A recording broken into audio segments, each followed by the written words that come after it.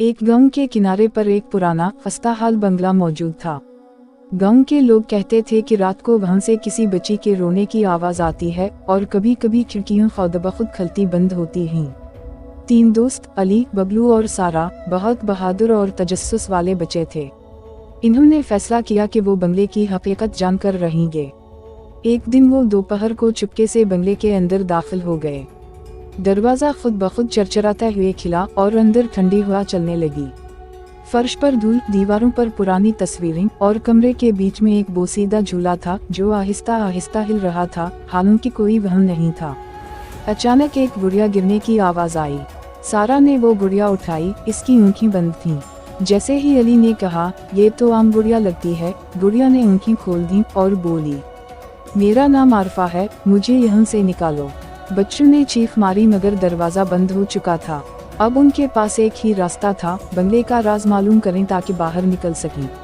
आरफा की रूह आज़ाद हो चुकी थी, लेकिन अली, बबलू और सारा को रातों को नींद नहीं आ रही थी। हर रात इन्हीं ख्वाब में आरफा कुछ दिखाती थी, एक बंद कमरा, एक छपी हुई किताब और जले हुए हाथों वाला साया। एक दिन इमाम साहब ने बताया, जादू का असर सिर्फ खत्म होता है जब इसका इल्म जड़ से खत्म हो। आरफा की कैद खत्म हुई, लेकिन इसका कैद करने वाला अभी भी आज़ाद है। बच्चों ने तहकीक शुरू की। गांव की पुरानी लाइब्रेरी में एक फटी पुरानी किताब मिली जिसका नाम था साया-ए-सियाह। किताब के मुताबिक बंगले के मालिक हकीम कमाल ने बच्चों की रूहों पर जादू करके ताकत हासिल करने की कोशिश की थी, लेकिन एक दिन वो खुद गायब हो गया। बबलू बोला, तो क्या वो मर चुका है? इमाम साहब ने कहा, शायद नहीं, अगर तुम्हारे ख्वाब सच हैं तो वो कहीं कैद है या फिर दोबारा लौट आया है। उसी रात अली ने ख्वाब में आरफा को जलती हुई दीवारों के पीछे बंद देखा और एक सरगोशी सुनी, अब सिर्फ तुम ही रोक सकते हो, वरना वो सबको ले जाएगा।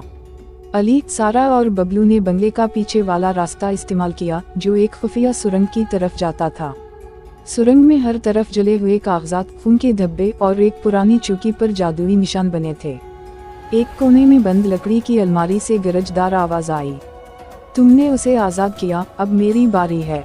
दरवाज़ा खिला और एक साया निकला जिसकी आंखें सुर्ख थीं और हाथों से धुआं निकल रहा था। ये हकीम कमाल था, दोबारा जिंदा और अब पहले से ज्यादा ताकतवर। बच्चों ने कुरान मजीद से आयत अल कुर्सी पढ़नी शुरू की। साया चीखने लगा, दीवारें लरज़ने लगीं और बंगला हिलने लगा। अचानक आरफा की रोशनी एक बार फिर जाहिर हुई और बोली, अब वक्त है उसे बंद करने का, हमेशा के लिए। रोशनी और साया टकराए, एक जोरदार धमाका हवा और सब कुछ खामोश हो गया। जब आंखें खिली तो बच्चे बाहर मैदान में थे। बंगला गायब